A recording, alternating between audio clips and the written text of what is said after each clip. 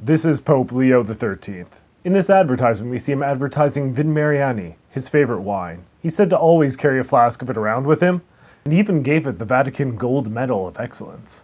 So what makes this wine so special? Well, you could say the secret ingredient is love. But more accurately, cocaine. It's cocaine.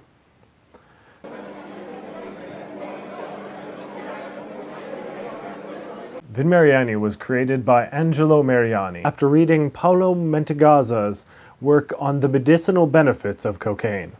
Mentagazza was pretty adamant about how great cocaine was, declaring how he sneered at the poor mortals condemned to live in the Valley of Tears, while he, carried on the wings of 2 coca leaves, went flying. He would also remark that God is unjust because he made man incapable of sustaining the effects of coca all life long. Now, the amount of cocaine actually present in Vin Mariani is relatively small, about 6 milligrams per fluid ounce in domestic production and 7.2 in export. About 1 gram every 4 to 5 liters. So it's more comparable to us having an energy drink or strong coffee. Cocaine was still seen as culturally acceptable in the late 19th century. Sherlock Holmes had his 7% solution. Ulysses S. Grant, Thomas Edison, and even Queen Victoria were known to enjoy Vin Mariani. As did Saint Pope Pius X. Saint Pope? Pope Saint? Yeah. That guy got to be both Pope and a saint. He had to show up every other Pope and Saint around, doing both. Like it's gonna earn him 2 halos. Making us all look bad. And even now that we know that Pemberton's original formula for Coca-Cola contained cocaine, it's important to remember that the reason it contained cocaine was because a Prohibition America couldn't have Coca-Wine. It was just their response to the success of Coca-Wine abroad. Now, I don't want you to get the wrong idea. Pope Leo XIII isn't some sort of Alexander VI, or even a Clement VI for that matter. He's not some party pope going out of control. In fact, he's pretty against all forms of corruption. When he was a provincial administrator before he was a pope, he crusaded against organized crime.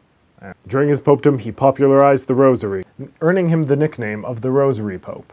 Theologically, he stressed the importance of Thomas Aquinas' theology and philosophy, with the idea that science and religion, properly conducted, shouldn't be in opposition to one another. Pope Leo XIII also embraced modern technology, being the first pope to have his voice recorded, in addition to this video seen here, being the first to be recorded in a motion picture. As a pope, he was increasingly concerned about how the church functioned in a modern world. He built an observatory on the wall of Vatican City and restarted the Vatican astronomy program that had vanished a little over a decade earlier. The Italian government annexed the old observatory after the death of pioneering astronomer Father Angelo Secchi.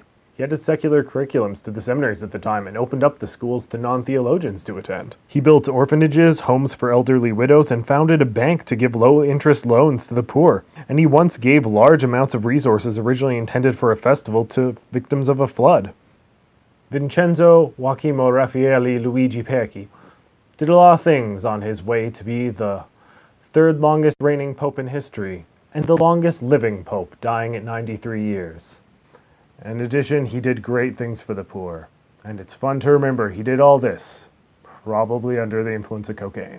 So let's drink to him, and what's a better, more fitting drink than a Kalimotxo?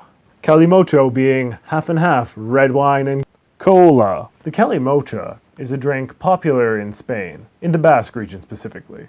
Kalimotxo became popular because it was a way of making poor wine more palatable, and it has now become culturally a significant drink. To best enjoy a Kalimotxo, make sure you use plenty of ice. The recipe is very simple. First, fill your glass half full of red wine. Now top it off with the soda of your choosing. Traditionally, cola is used. Chi-chi.